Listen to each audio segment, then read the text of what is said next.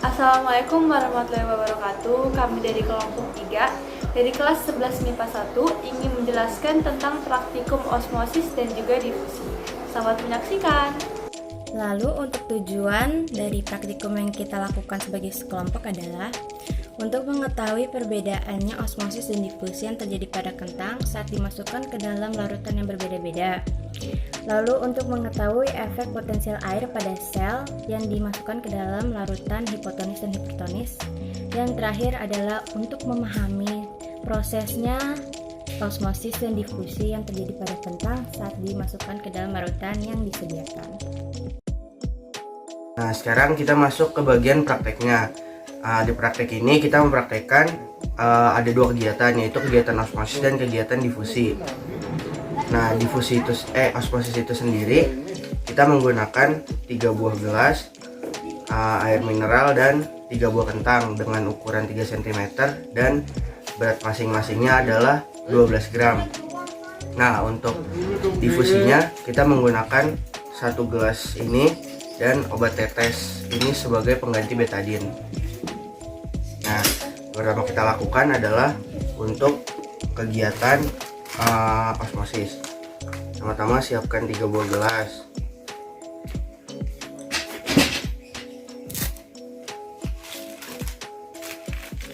Yang 1 gelas diberi 2 sendok makan garam.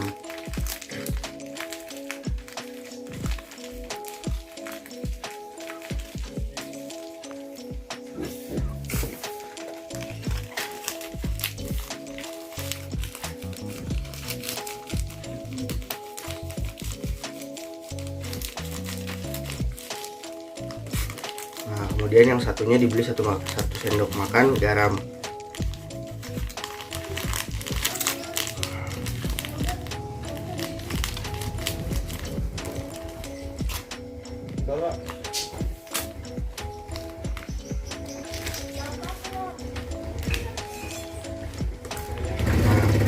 Nah, yang satunya tidak perlu diberi garam karena yang satunya hanya untuk diberi air biasa saja. Lalu yang kedua kita tuang air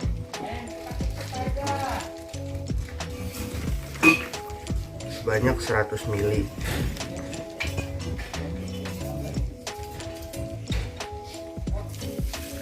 harus bikin sama ituannya.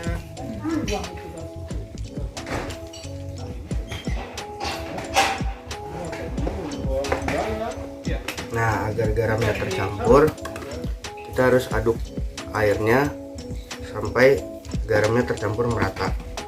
Nah, sekarang semuanya sudah saya aduk. Jadi ini gelas yang air biasa, ini yang berisi 10% garam, yang ini berisi 20% garam. Nah, tahap selanjutnya itu kita masukkan ketiga kentang ini ke masing-masing gelas. Nah, proses osmosis ini memakan waktu sekitar 30 menit sampai 1 jam. Jadi setelah kita taruh dalamnya, bisa kita tinggal untuk melakukan kegiatan difusi terlebih dahulu. Nah, Tadinya ada 2. Wih, mantap. Tinggal diasah, mantap. tahap berikutnya adalah untuk membuat kegiatan difusi. Di sini saya punya obat tetes sebagai pengganti dari betadin dan air biasa yang tadi saya gunakan.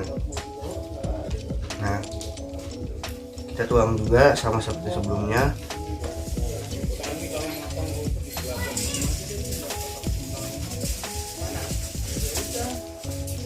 Ml.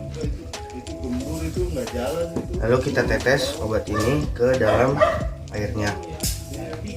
Saya berikan 2 tetes obatnya.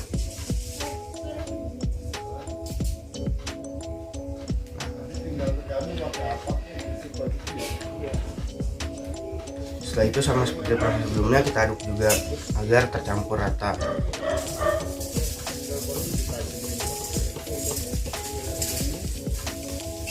Nah, untuk proses difusi ini sudah selesai. Jadi proses difusi itu sendiri kan perpindahan dari larutan yang konsentrasinya tinggi ke larutan yang konsentrasinya rendah. Jadi obat tetes ini disebut konsentrasi tinggi dan ini disebut konsentrasi rendah. Nah, jika sudah tercampur seperti ini, lalu kita tinggal menunggu sekitar setengah jam sampai 1 jam untuk proses ini selesai. An hour later. Jadi ini setelah 1 jam. Ini tadi yang air biasa, ini yang garam 10%, ini yang garam 20%. Nah sekarang kita keluarkan kentangnya. Terus setelah dikeluarkan nanti kita ukur dan kita timbang ulang.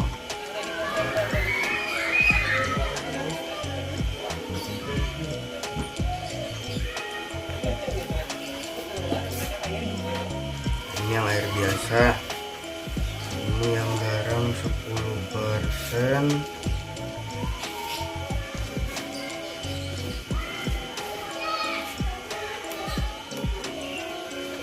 Ini yang garam 20%.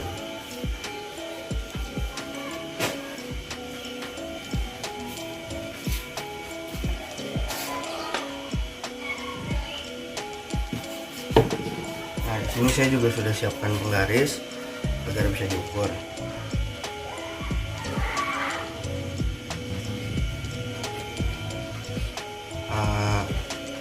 Dari 3 cm tadi ukuran awalnya menjadi 3,2. Lalu yang garam 10% dari 3 cm berkurang jadi 2,8. Dan yang ini yang garam 20% berkurang jadi 2,7. Lalu kita juga timbang beratnya.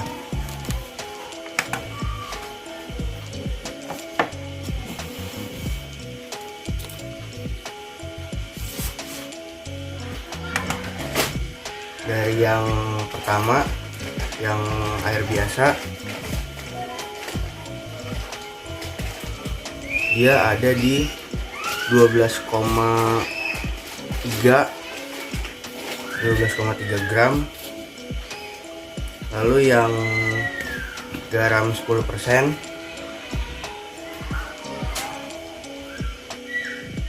jadi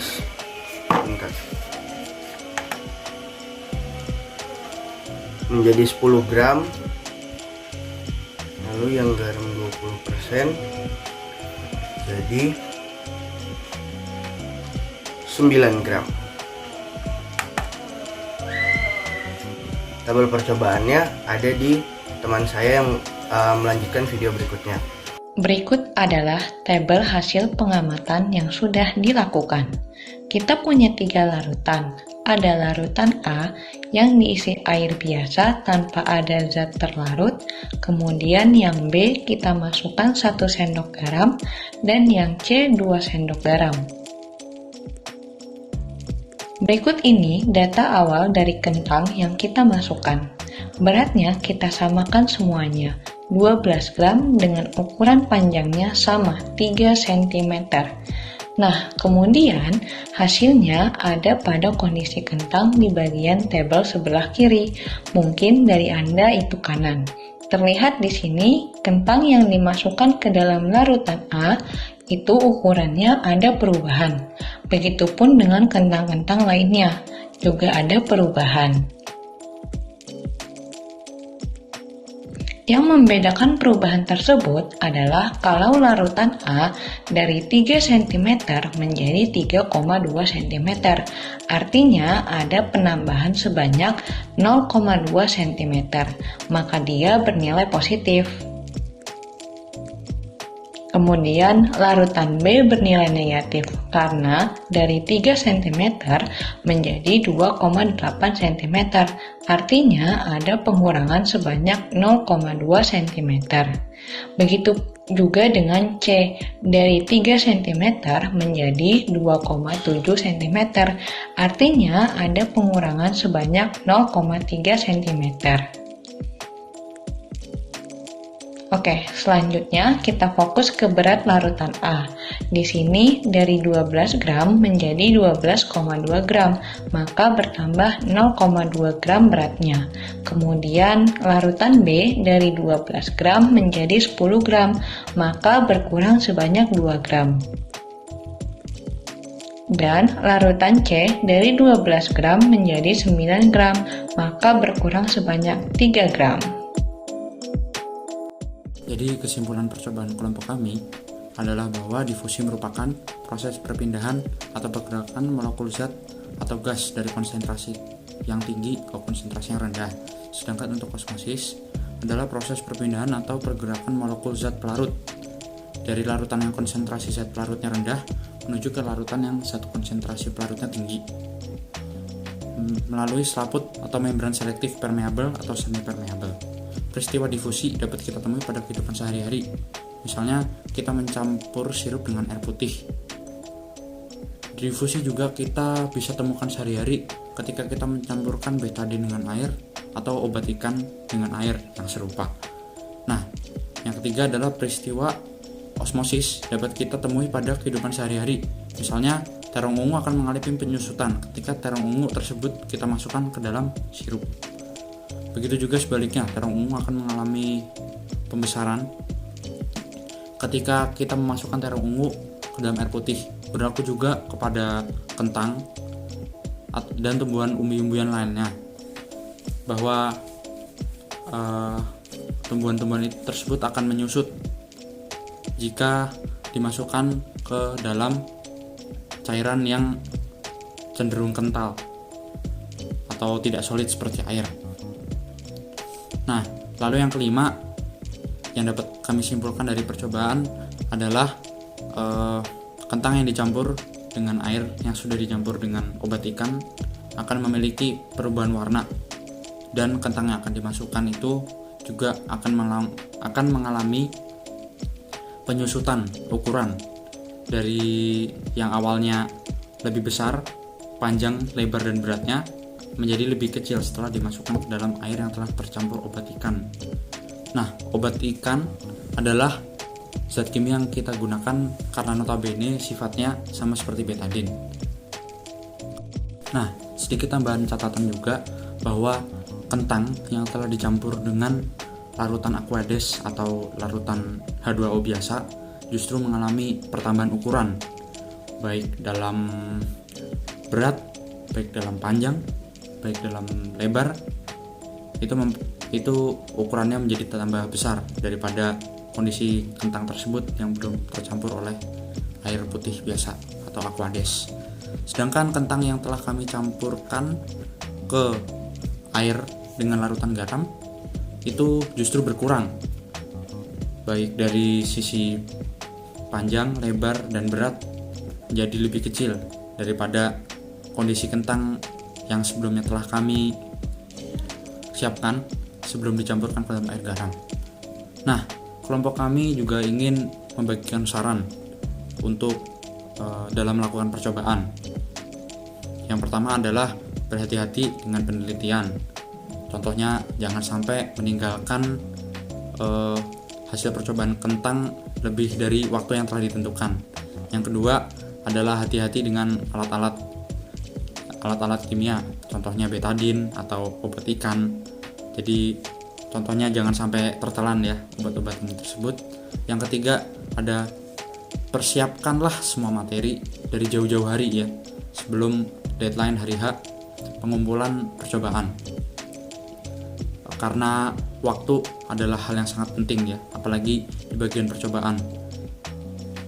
Bersyukur juga dengan kondisi online seperti ini memiliki sifat positif bahwa percobaan seperti ini lebih mudah dilakukan karena tidak harus bertemu dengan teman dan melakukan percobaan bersama-sama karena dapat menularkan virus COVID-19 yang tengah melanda di tahun ini. Baik, sekian presentasi percobaan dari kelompok kami.